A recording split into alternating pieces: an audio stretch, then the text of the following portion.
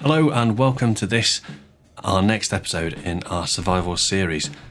Today we're at a point where the base is coming along quite nicely, but it's time for us to start putting out some defences and preparing ourselves for being able to use more different drones. So we're going to build ourselves a drone bay. We're going to start that off now, just in this little back corner of the base as it is, just starting to prepare what will be the entrance tunnel for that drone bay. And then we're going to go outside and we're going to come up with a particular design for it, project that design, drill it out, and see where we get to. So with all of that said, I sort of leave you at a point where we're just putting together stuff, and we'll see where we get to.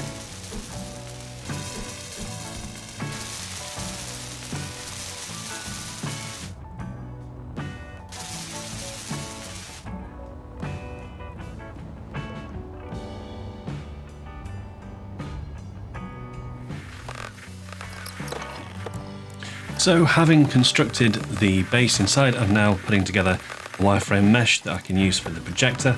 Obviously this takes a little while, so I've sped it up, so you're not having to watch it as I go through. As it is, we've made the bay to be an even number of spaces. It wasn't particularly clever of me, but never mind. We also considered the idea of bringing in a sort of over-the-head welder, but in the end decided that just wasn't going to work, and with us having so much of the build and repair system in place, we didn't really need it.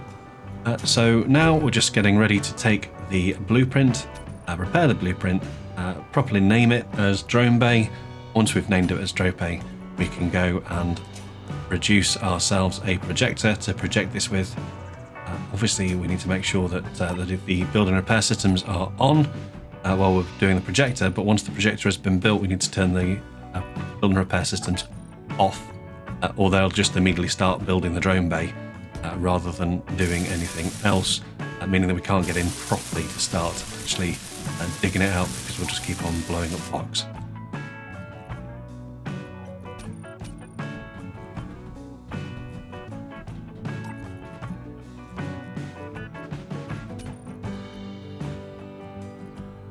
So now we can add our blueprint in, and we just need to spend a little while moving it around, getting it in the right spot. It's a bit wigged about at the moment. I'm afraid also the build vision doesn't seem to work very well on the projector, so I'm going to have to do quite a lot of this by going back to a control panel and moving things around, which takes a fairly long amount of time. So I'm going to do all of that at super high speed and join you again in a minute.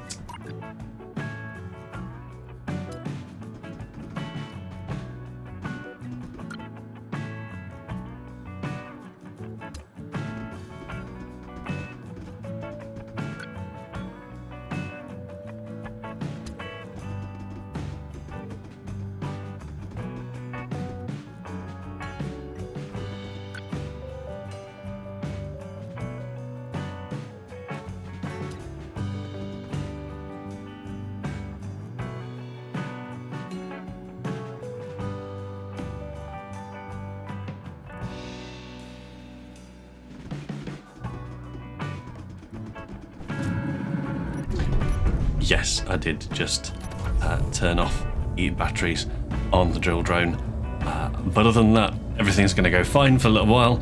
We're going to now dig out the drone bay now that the projector's running, and once the bay's been dug out, we'll figure out what comes next.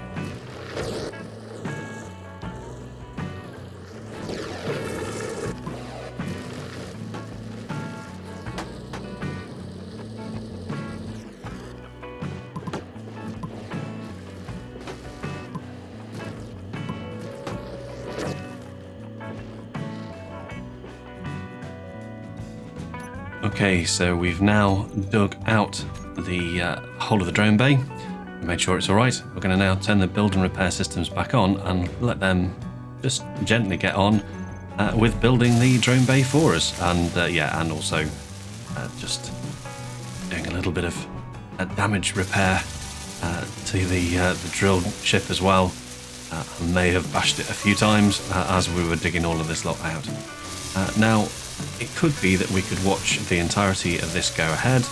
Obviously, I'm going to have to add things like walls to the sides of the drone bay, partially because I was a little bit overzealous in my digging out.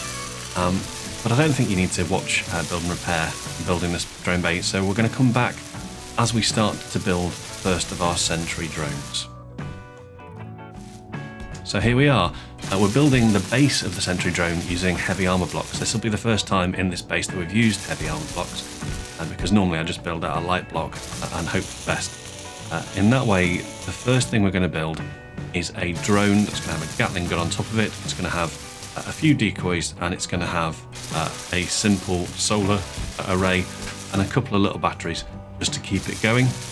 And the idea will be to be able to sort of sprinkle these across the top of the mountain, so I don't have to keep on putting out different Gatling positions. And the problem is, of course, that these are small grid rather than large grid, which means that they can only fire up to 600 meters, I think it is, rather than the 800 meters that the large grid ones can do, and therefore they may well get blatted before they have chance to actually do any damage themselves. But we'll see. We can try them out, and if they work, great, and if they don't work, then I'll just have to do a load more building up of particular large grid defenses instead. I'm obviously not going to look at making large grid deployable turrets at this stage, but if it comes to it, we could make some just sort of little deployable spots around the area. They've just got their own little wind turbine and a battery just to keep them going.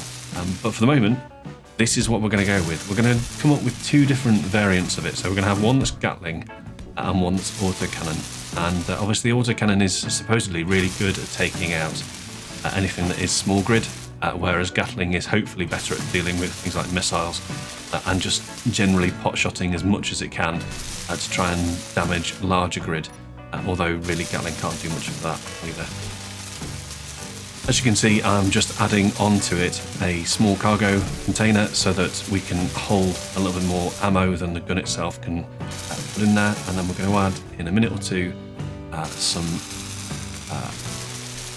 parachutes, some decoy blocks, and then also add on the solar panel so that it can keep on charging itself. And as we go around, I'm actually going to put a decoy block there. I'll take that off in a little while because there's absolutely no point having a decoy block underneath what will eventually be the solar panel. We don't want people shooting at the solar panel instead of the gun. That would be silly. It is the case that with the latest update to Warfare 2, decoy blocks aren't as good as they used to be. They have to be much closer to the guns for them to have any effect at all these days. I'm hoping with us being just 4 blocks away from the gun in 3 directions, that those decoy blocks will actually do something useful, but we'll see. And I may have just put that parachute block in the wrong place as I was trying to put things together. So this is basically the structure of our first set of sentry turrets. Obviously it needs to have some magnetic plates on the bottom of it so that it can stay where I put it. Also, I think I'm right in saying that decoy blocks these days like to be on static grids. They don't particularly like being on moving grids, but that could just be something that Reddit told me that's not true. So we'll see. Anyway, for the moment, that is the sort of the general gist of building. I'm just going to leave you with me building the rest of this now as we go through, and hopefully you can see everything that we're coming up with.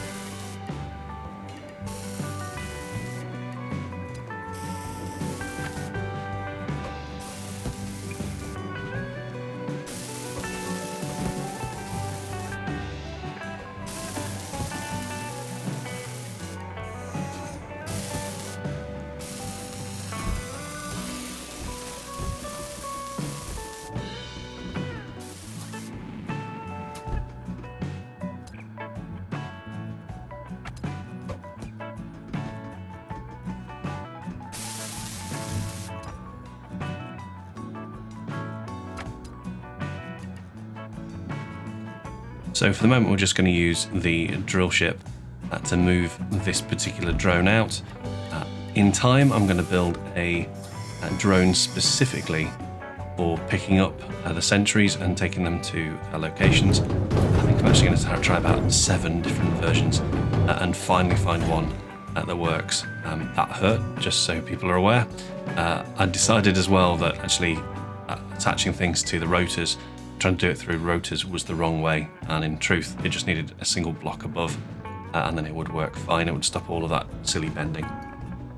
So here we are, we're gonna deploy the first of our sentry drones over the top of our base. Now I didn't take it out very far, so this one is gonna drop really quite close to our base anyway, but in that way we're just making sure that we've got all the canvas in place, we're making sure that the parachutes are ready to go, and I'm actually going to see if I can make this just deploy as it leaves from the drone ship, and therefore we don't need to go and take them down to the ground as we go. I think after this one I actually give up on the parachutes and we just start taking them down to the ground because it makes a bit more sense. But for the moment, there you go. We can actually deploy these by parachute down to the ground and just land them near to, at least, where we want. One of the reasons for stopping with the parachutes was because it's actually useful to be able to say, I want it definitively there. So there is, just deployed on the mountainside, literally on the cliff edge, our first Gatling sentry turret. It will be defending the top of our base as we go through, and because of its position, I'm going to put a bunch more sort of in a horseshoe around the top of the base and see where we get to. So here's a shot of one of the different Gatling sentries. Once I put it in, just in the sun. Very pleased about that. And that's the end of this video. Thanks for watching. Do give it a like if you've enjoyed watching it. Do consider subscribing, and I hope to see you again soon for future survival series videos. Thanks. Bye for now.